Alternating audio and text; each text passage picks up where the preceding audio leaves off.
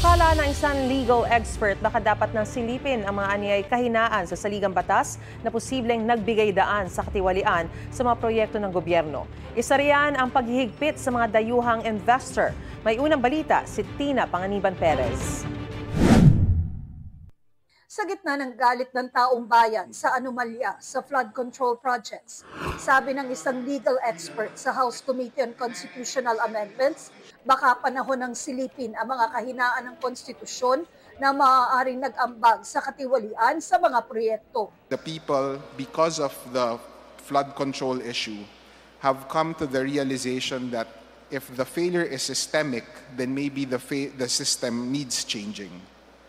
So the House may wish to take advantage of that earnest desire of the people to seriously talk about their constitution. Ngayong nakita na ang anomalya sa mga flood control project na nako-corner ng iilang kontraktor, bakit daw hindi buksan ang mga kontrata sa mga dayuhan? Sa ngayon kasi, nililimitahan ng saligang batas ang pamumuhunan ng mga dayuhan. Hanggang 40% lang ang pwedeng share ng mga dayuhan sa mga negosyo sa bansa at ang 60% ay dapat nasa kamay ng mga Pilipino. Bawal din ang partisipasyon ng mga dayuhan sa ilang industriya. Ang pagluluwag ng mga industriya sa mga dayuhan, suportado ng business community. The PSE fully supports the amendment of certain economic provisions of the 1987 Philippine Constitution, specifically the easing of restrictions on foreign participation. The restrictive provisions reflect a nationalistic and protectionist spirit from the 1935 and 1973 constitutions, an approach that no longer aligns with today's globalized economic environment.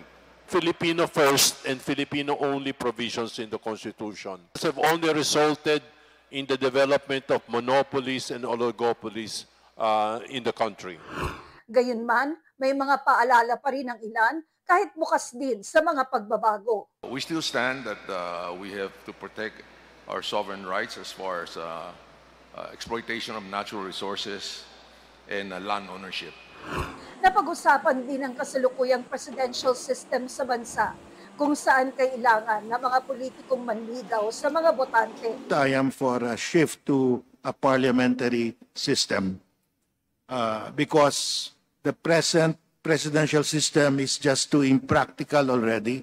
To run for president, you need at least 5 billion pesos. And to generate this amount of campaign funds, you will have to promise everything to your supporters. Pero ang mismong pagbabago ng konstitusyon, pinahihirapan ng malabong probisyon mismo sa saligang batas. Maaari kasing ang Kongreso ang mag-amyenda sa konstitusyon sa pamamagitan ng isang Constituent Assembly. Pero hanggang ngayon, tanong pa rin, paano bibilangin ang boto ng Senado at Kamara? Magkasama o magkahiwalay?